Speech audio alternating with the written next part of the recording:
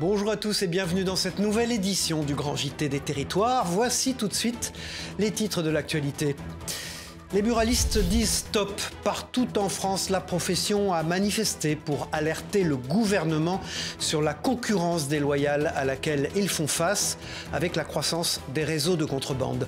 Notre partenaire 7 à Limoges était sur place, vous verrez pour comprendre leurs revendications. Clap de fin pour le réseau téléphonique en cuivre en Bretagne. Place à la fibre désormais. 7 communes de la région viennent d'en être équipées. Pour le plus grand bonheur des habitants, vous le verrez, mais avec quand même quelques signes d'appréhension. Un reportage proposé par notre partenaire TBO à Glomel dans les Côtes-d'Armor. Le secteur de l'artisanat recrute. Le groupe LVMH est à la recherche de ses futurs talents.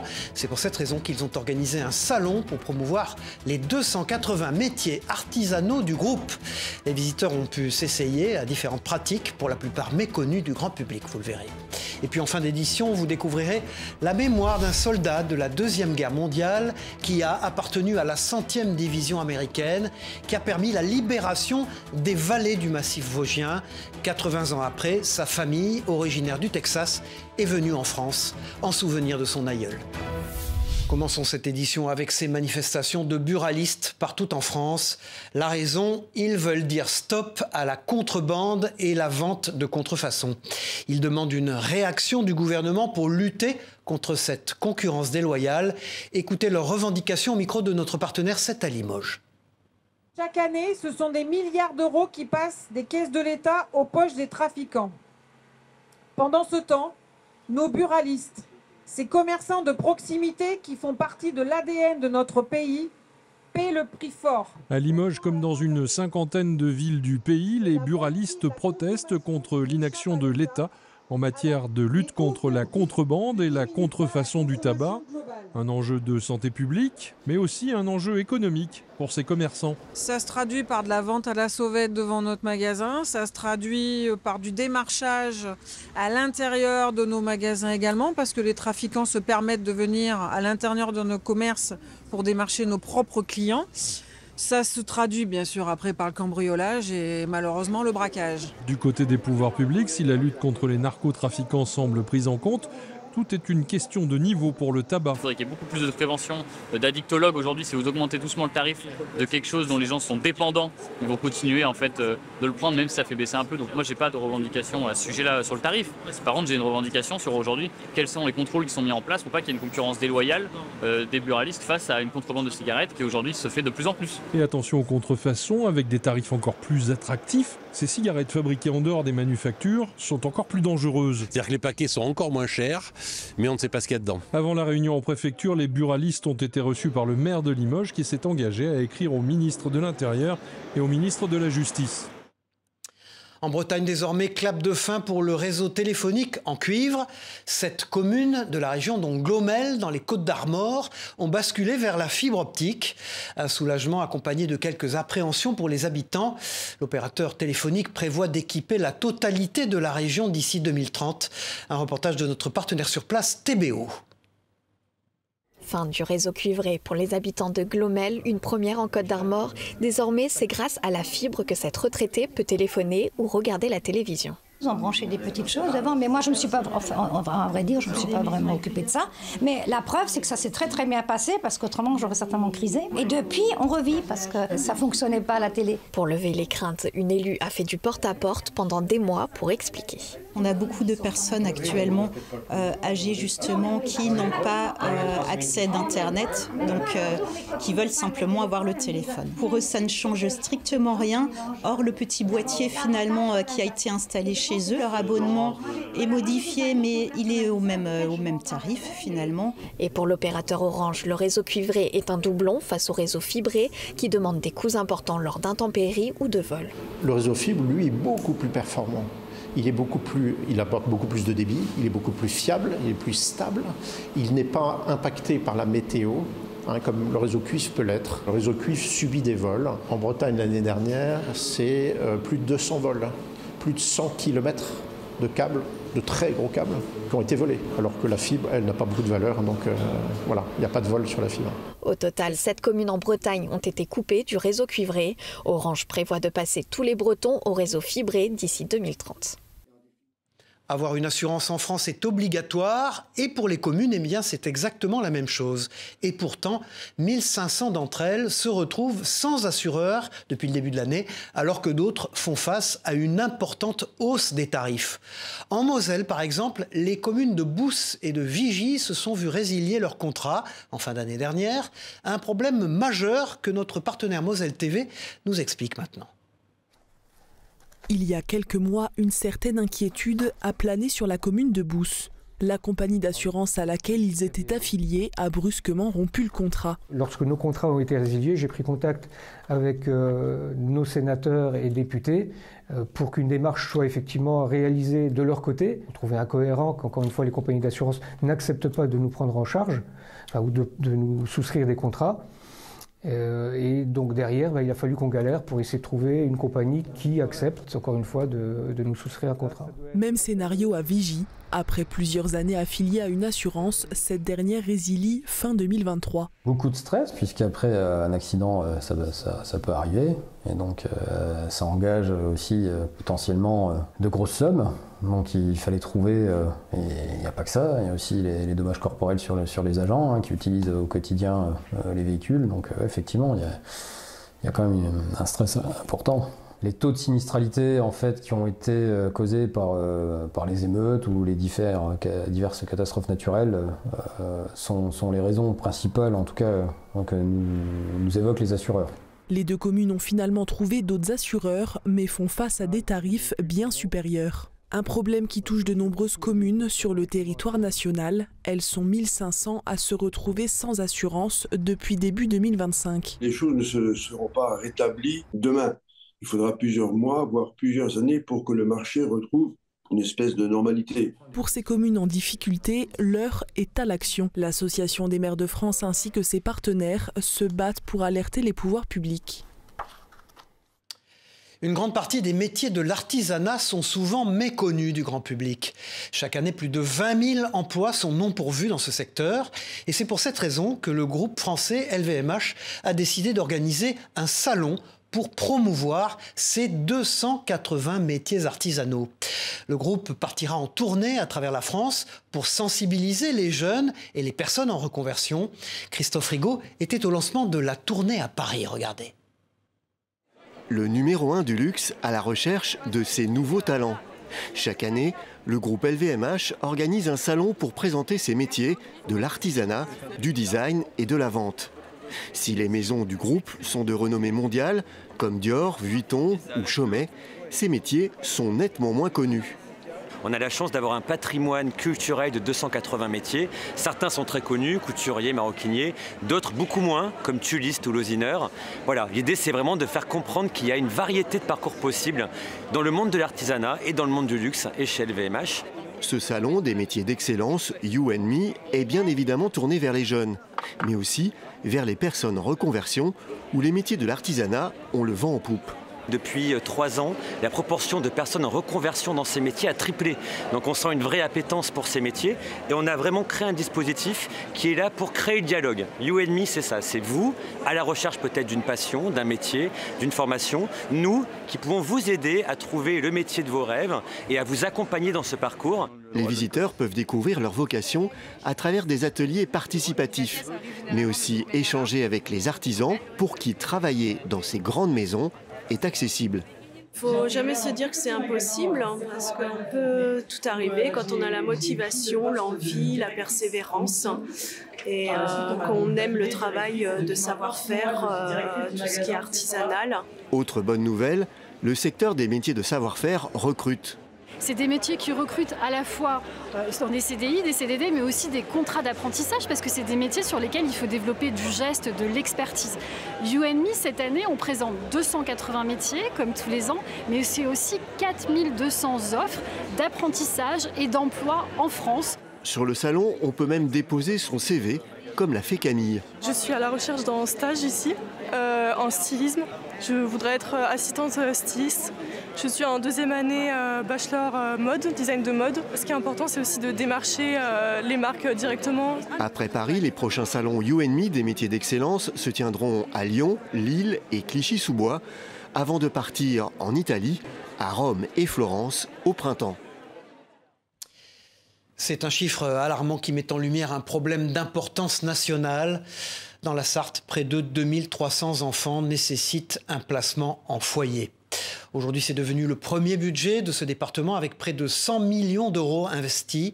À l'occasion de l'inauguration de ce nouveau foyer au Mans, le président du conseil départemental souhaite compter sur un engagement de l'État pour aider les collectivités. Écoutez-le au micro de notre partenaire LMTV Sarthe. Nous avons donc 2300 enfants qui nécessitent un placement. Dans le département du Nord, il y en a 23 000 pour une population seulement 4,5 fois supérieure. Donc on voit bien que la problématique, ce n'est pas seulement la problématique du département de la Sarthe, c'est une problématique nationale. Là encore, on a besoin d'un engagement de l'État en matière de protection sociale, en matière de prise en compte des difficultés familiales. Sinon, évidemment, les départements ne pourraient pas faire face seuls. C'est une visite qui a redonné le sourire. Demi-finaliste de l'élection Miss France 2025, Miss Picardie, a fait la surprise de rendre visite aux enfants malades du CHU d'Amiens. Une rencontre inattendue qui a laissé sans voix les enfants, mais qui leur a surtout redonné une bulle de bonheur pour oublier ce quotidien difficile. Marina Pratska a confié à notre partenaire WEO TV que c'est important de donner de son temps et de mettre un point d'honneur sur ces moments. Surproduction, arrachage des vignes, vente à perte, ce n'est malheureusement plus une surprise. Les vins de Bordeaux affrontent aujourd'hui une crise historique. La plupart des domaines sont en difficulté et certains viticulteurs sont surendettés aussi. Et pourtant, en parallèle, les lieux dédiés à l'œnotourisme ne cessent de séduire les amateurs et les curieux. Un reportage de notre partenaire TV7, la chaîne du groupe Sud-Ouest, Yvan Banchy. C'est l'un des emblèmes de la ville. Un monument incontournable pour les habitants et les touristes venus du monde entier, qui connaît un succès florissant. La Cité du Vin vient de franchir la barre des 3 millions de visiteurs, grâce à une année 2024 au-delà des prévisions. Nous avons accueilli 415 000 visiteurs du monde entier, tout de même 10% de Bordelais, 53% d'étrangers et le reste des touristes de toute la France. Au milieu de cette réussite, la filière viticole traverse une crise sans précédent. La consommation de vin rouge a chuté, moins 30% en 10 ans, et les prix n'ont jamais été aussi bas. En général, sur les vins de consommation, la baisse de prix, elle est de 30%, on va dire. Le problème, c'est que c'est des vins sur lesquels, c'est les 30% sur lesquels on ne peut pas réduire. Coûts de production en hausse, arrachage des vignes, surproduction.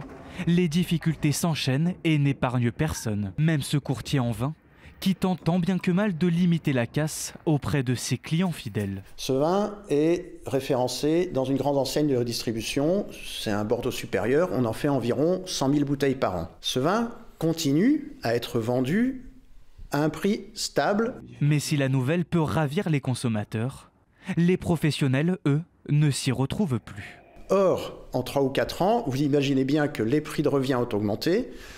Il y a eu des événements climatiques qui ont fait que la production a baissé sur la propriété et par conséquent, même en restant au même prix, la propriété ne gagne plus d'argent. Aujourd'hui, 95% des domaines sont en difficulté. Dans le cadre du plan d'arrachage lancé par l'État, le vignoble bordelais sera réduit de 8%, soit 8000 hectares. Seul point positif pour la filière, si le volume de vin a diminué, le ticket moyen, lui, a augmenté. Dans ce journal, partons pour les Bouches-du-Rhône à Saint-Chamas, où l'association 8 Vies pour la planète a plongé dans l'étang de Berre pour y planter des austères marines. Cette action écologique intervient pour recréer un écosystème dans ce bassin qui a été détruit par plusieurs crises climatiques. L'année dernière, 400 000 graines ont été plantées. On écoute Damien Bonnet, membre de l'association 8 Vies pour la planète, au micro de notre partenaire La Provence. Nous, ce qu'on veut, c'est vraiment accélérer la réintroduction des graines qui se faisaient très très mal naturellement. Autant les austères naines, elles sont arrivées à revenir. Alors c'est sûrement des oiseaux qui mangent des graines et qui vont les semer. Les austères marines, on n'a jamais vu de départ spontané et on s'est aperçu qu'en le faisant à la main, ça marchait. Donc si on arrive à faire gagner 10 ans, 20 ans ou 50 ans sur la réintroduction des herbiers, voilà, c'est ça de gagner, quoi. L'éco-pâturage, en avez-vous déjà entendu parler? C'est une pratique écologique de plus en plus en vogue qui consiste à utiliser des animaux pour le fauchage des espaces verts au lieu d'utiliser des objets mécaniques. À Saint-Dizier, en Haute-Marne, vous allez le voir, la ville s'est dotée de 4 moutons pour entretenir ces espaces et les sols de la commune. Notre partenaire Puissance Télévision a rencontré ces nouveaux agents municipaux. Regardez. Allez, venez. Viens ma fille, viens. Des nouveaux employés municipaux, pas tout à fait comme les autres. Viens. 4 moutons ont rejoint les services techniques de la ville de Saint-Dizier. Leur mission, paître et manger pour entretenir les espaces verts. On appelle cela l'éco-pâturage. Il n'y a pas de pétrole, il n'y a pas de personnel, puisque c'est eux qui font tout le boulot. Il suffit juste de les déplacer en fonction des besoins et ça tombe en fait. Et ça évite de faire entrer des engins qui vont tasser les sols. Et puis c'est agréable de voir des petites bêtes dans la ville. Depuis 3 semaines, ces 2 brebis et 2 béliers s'occupent de l'extérieur des maisons Napoléon. En fait, ils adorent le lierre qui monte après les murs là. Et après, ils mangent tout. Et puis on va les mettre sur un endroit au Fouille Archéo, où là, logiquement, ils devraient manger en premier la renouille du Japon, qui est une plante invasive. Et c'est hyper utile parce que mécaniquement, on n'y arrive pas en fait. L'éco-pâturage combiné à de l'entretien classique ne présente finalement que peu d'inconvénients. Là où on ne veut pas faire passer de machine par exemple, eux ne pèsent pas et donc ils ne compactent pas le sol. Ça nous permet d'établir un contact avec la population parce que bien sûr ça attire le regard et les gens sont contents de voir des moutons. Un peu de nature en ville, ça étonne toujours un peu et donc c'est aussi l'occasion de nouer des conversations avec les gens. Ce mode de tonte simple et ancestral revient à la mode dans de nombreuses villes et entreprises en France puisque le nombre de projets d'éco-pâturage a été multiplié par 50 entre 2000 et 2020. Par le passé, Chaumont et Vitry-le-François l'ont déjà expérimenté. Ce sont des chiffres alarmants. Chaque année, le lac Léman absorberait près de 100 tonnes de plastique. C'est ce que dévoile une étude menée par une association scientifique franco-suisse. Celle-ci s'intéresse à la provenance de ces plastiques et à la manière dont ils sont déversés dans le lac Léman. Les précisions avec ce reportage de Chloé Lemeur pour 8 Mont-Blanc. Une eau claire et limpide. À première vue, rien ne laisse ici imaginer une quelconque pollution. Pourtant, il y a quelques jours, l'Association pour la sauvegarde du Léman a dévoilé des chiffres alarmants. 100 tonnes de plastique arrivent chaque année dans le lac, soit 2 fois plus que les données estimées en 2018. Ces plastiques sont de divers types, ce sont des macro et des microplastiques.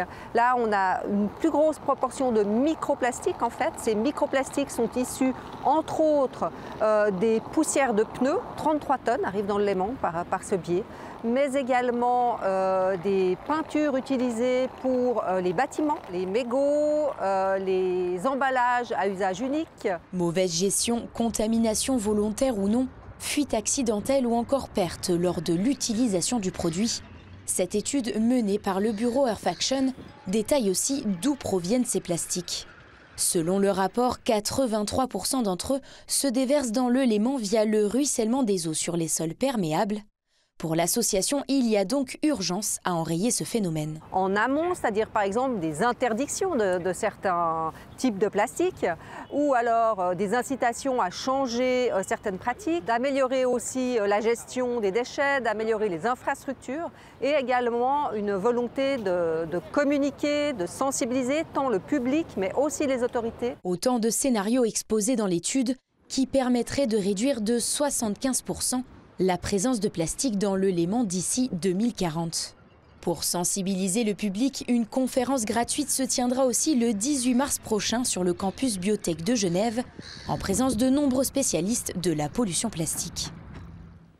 Et puis retour historique dans ce journal en 1944, lorsque le soldat Stephens de la 100e division américaine libérait les vallées du massif vosgien lors de la Deuxième Guerre mondiale.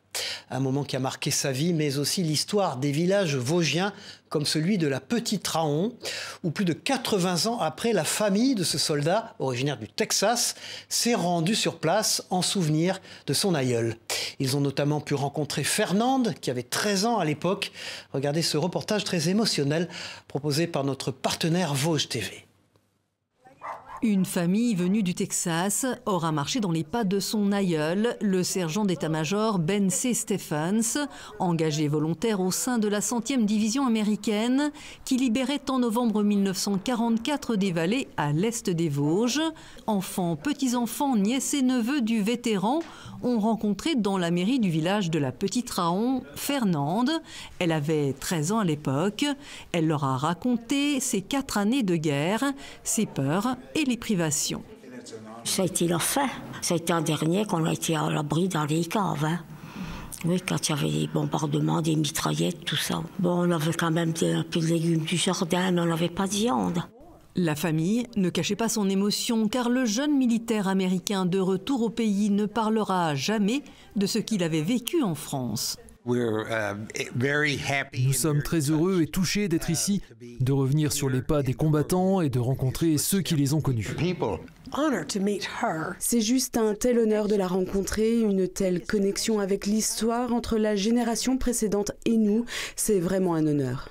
Disparu en 1996, celui que l'on surnommait Papa Ben aura juste livré cette anecdote à la fin de sa vie sur ces femmes françaises qui embrassaient avec joie les soldats à la Libération.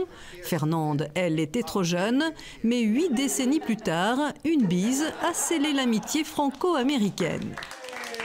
Puis à Senones, la famille a découvert un projet de stèle rendant hommage aux combattants de la Centurie.